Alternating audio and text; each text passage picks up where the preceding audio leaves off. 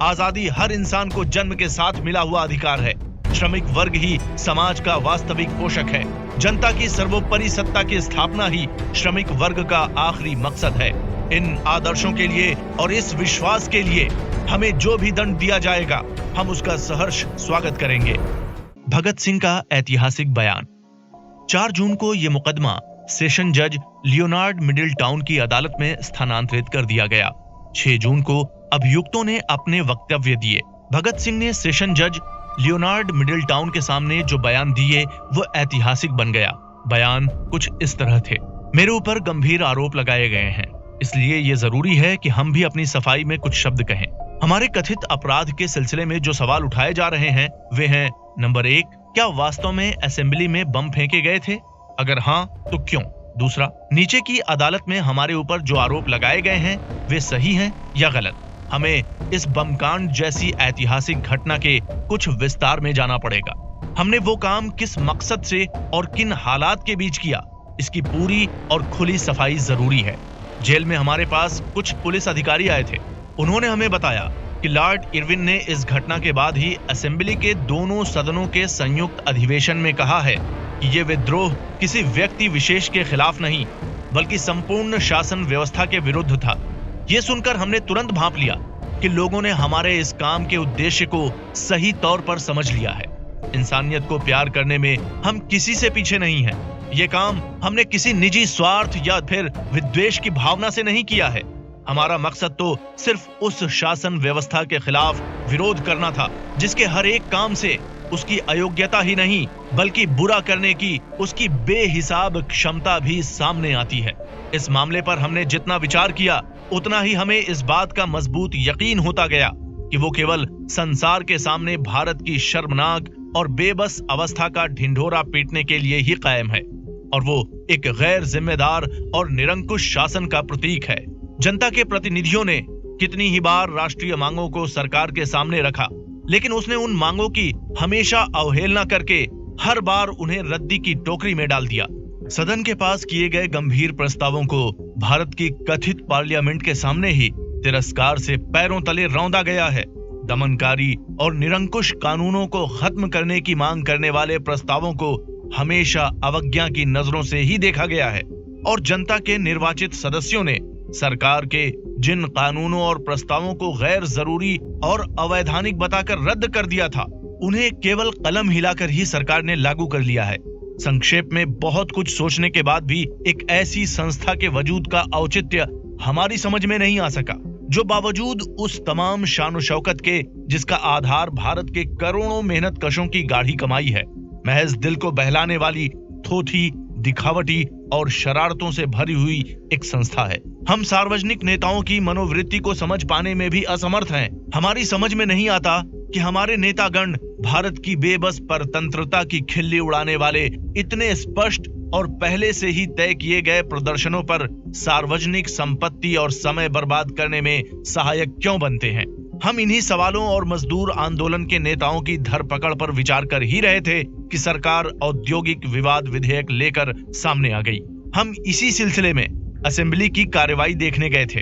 वहां हमारा ये यकीन और भी मजबूत हो गया कि भारत की लाखों मेहनतकश जनता एक ऐसी संस्था से किसी बात की भी आशा नहीं कर सकती जो भारत की बेबस मेहनतकशों की दास्ता और शोषकों की गला घोंटू ताकत की अहितकारी यादगार है। आखिर में वो कानून जिसे हम बर्बर और अमानवीय समझते हैं, देश के प्रतिनिधियों के सर पर पटक दिया गया, और इस तरह करोड़ों संघर्षरत भूखे मजदूरों को बुनियादी अधिकारों से भी वंचित कर दिया गया, और उनके हाथों से उनकी आर्थिक मुक्ति का एकमात्र हथियार भी छीन लिया गया।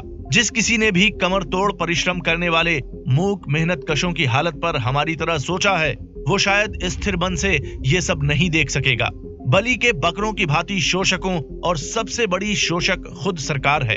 उसकी बलदेवी पर आए दिन होने वाली मजदूरों की इन मूक कुर्बानियों को देखकर जिस किसी का दिल रोता है, वो अपनी आत्मा की चीत्कार की अनदेखी नहीं कर सकता। गवर्नर जनरल की कार्यकारिणी समिति के भूतपूर्व सदस्य स्वर्गीय एसआर दास ने अपनी मशहूर चिट्ठी में अपने बेटे को लिखा था कि इंग्लैंड की स्वप्न निद्रा भंग करने के लिए बम का इस्तेमाल जरूरी था। मिस्टर दास के इन्हीं शब्दों को सामने रखकर हमने असेंबली भवन में बम फेंके थे। हमने वो काम मजदूरों की तरफ से प्रतिरोध प्रदर्शित करने के लिए किया था। उन असहाय मजदूरों के पास अपने दिल पर चोट पहुंचाने वाली पीड़ा को रखने का और कोई साधन भी तो नहीं था। हमारा एकमात्र उद्देश्य बहरों को सुनाना और उन पीड़ितों की मांगों पर गौर नहीं करने वाली सरकार को समय रहते चेतावनी देना था। हमारी ही तरह दूसरों की भी परोक्ष धारणा यही है कि प्रशांत सागर रूपी भारतीय मानवता की ऊपरी शांति किसी भी समय फूट पड़ने वाले एक भीषण तूफान का संकेत है। हमने तो उन लोगों के लिए सिर्फ खतरे की घंटी बजाई है जो आने वाले भयानक खतरे की परवाह किए बगैर तेज रफ्तार से आगे की तरफ भागे जा रहे हैं। हम लोगों को सिर्फ ये बता देना चाहते हैं कि काल्पनिक अहिंसा का युग अब समाप्त हो चुका है और आज की उभरती हुई नई पीढ़ी को उस अहिंसा के बेकार हो जाने में किसी भी तरह का संदेह नहीं रह गया है। मानवता के प्रति हार्दिक सद्भाव और अमिट मोहब्बत रखने के चलते उसे बेकार की खून खराबी से बचाने के लिए हमने चेतावनी देने के इस उपाय का सहारा लिया है और उस आने वाले रक्तपात को हम ही नहीं लाखों आदमी पहले से ही देख रहे हैं। ऊपर हमने काल्पनिक अहिंसा शब्द का इस्तेमाल किया है, यहाँ पर उसकी व्याख्या कर देना भी जरूरी है। आक्रामक उद्देश्य से जब ताकत का इस्तेमाल होता है तो उसे हिंसा कहते हैं और नैतिक दृष्टिकोण से उसे उचित नहीं कहा जा सकता। लेकिन जब उसका इस्तेमाल किसी वैध आदर्श के लिए किया जाता है तो उसका अनैतिक औचित्य भी होता है। किसी हाल में ताकत का इस्तेमाल नहीं होना चाहिए। ये विचार काल्पनिक और अव्यावहारिक है।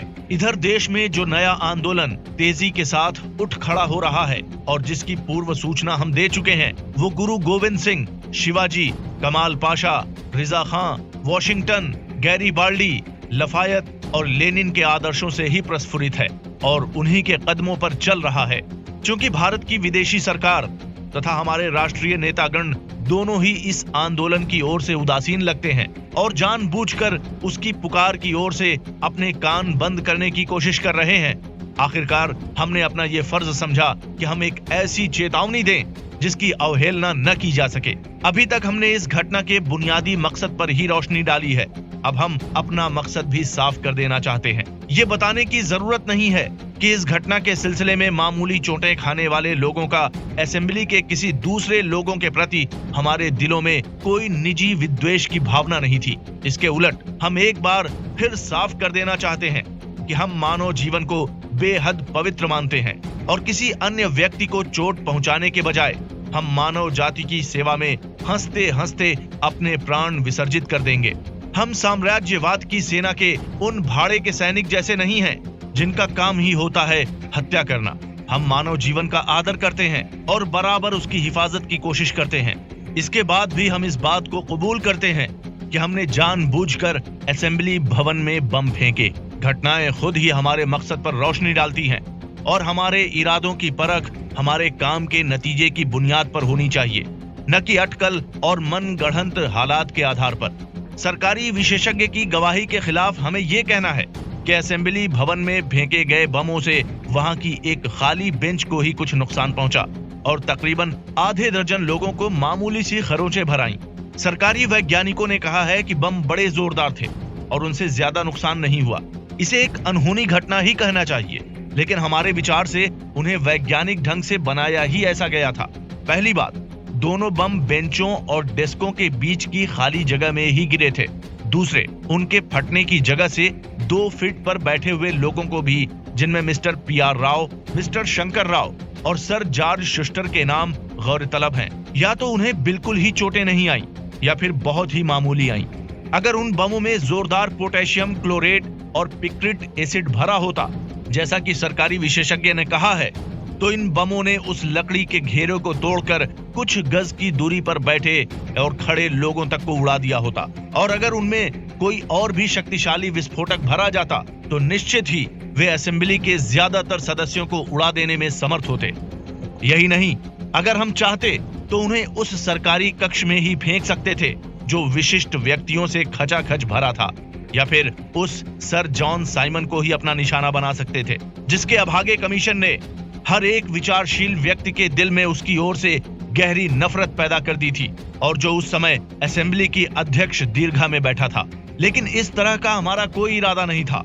और उन बमों ने उतना ही काम किया जितने के लिए उन्हें तैयार किया गया था। अगर उससे कोई अनहोनी घटना हुई तो यही कि वे निशाने पर यानी निरापद स्थान पर गिरे।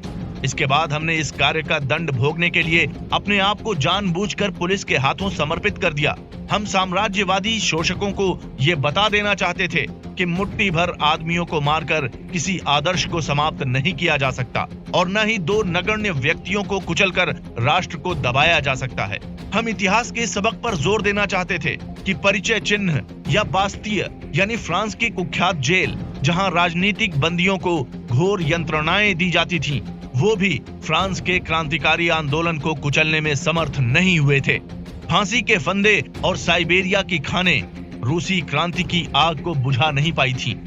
तो फिर क्या अध्यादेश और सेफ्टी बिल्स भारत में आजादी की लौ को बुझा सकेंगे? षड्यंत्रों का पता लगाकर या गढ़े गए षड्यंत्रों से नौजवानों को सजा देकर या एक महान आदर्श के स्वप्न से प्रेरित नवयुवकों को जेलों में ठूंसकर क्या क्रांति के अभियान को रोका जा सकता है? हाँ, समय से दी गई चेतावनी से बस शर्त है कि उसकी अनदेखी नहीं की जाए। लोगों की जानें बचाई जा सकती हैं और बेकार की मुसीबतों से उनकी हिफाजत की जा सकती है। आगाह करने की ये जिम्मेदारी अपने ऊपर लेकर हमने अपना फर्ज पूरा किया है। समाज का प्रमुख अंग होते हुए भी आज मजदूरों को उनके प्राथमिक अधिकार से वंचित रखा जा रहा है और उनकी गाढ़ी कमाई का सारा धन शोषक पूंजीपति हड़प जाते हैं।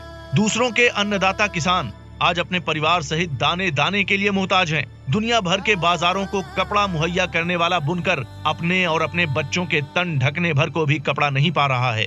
सुंदर महलों का निर्माण करने वाले राजगीर, लोहार तथा बढ़ई खुद गंदे बाड़ों में रहकर ही अपनी जीवन लीला समाप्त कर जाते हैं। इसके उलट समाज के जोंक शोषक पूंजीपति जरा जरा सी बातों के लिए लाखों का वारा न्यारा कर देते हैं। ये भयानक गैर बराबरी और जबरदस्ती लादा गया भेदभाव दुनिया को एक बहुत बड़ी उथल पुथल की ओर लिए जा रहा है। ये हालात ज्यादा दिनों तक कायम नहीं रह सकते। साफ है कि आज का धनिक समाज एक भयानक ज्वालामुखी के मुंह पर बैठकर रंगरलियां मना रहा है और शोषकों के मासूम बच्चे और करोड़ों शोषित लोग एक भयानक खड्ड की कगार पर चल रहे हैं। सभ्यता का ये महल अगर समय रहते संभाला न गया तो जल्द ही चरमरा कर बैठ जाएगा। देश को एक आमूल चूल बदलाव की जरूरत है और जो लोग इस बात को महसूस करते हैं उनका फर्ज है कि साम्यवादी सिद्धांतों पर समाज का पुनर्निर्माण करें। जब तक ये नहीं किया जाता और मनुष्य से मनुष्य का और एक राष्ट्र से दूसरे राष्ट्र का शोषण, जिसे साम्राज्यवाद कहते हैं, खत्म नहीं कर दिया जाता, तब तक मानवता को उसके दुखों से छुटकारा मिलना नामुमकिन है और तब तक युद्धों को समाप्त कर विश्व शांति के दौर की शुरुआत करने की सारी बातें महज ढोंग के अलावे और कुछ भी नहीं है।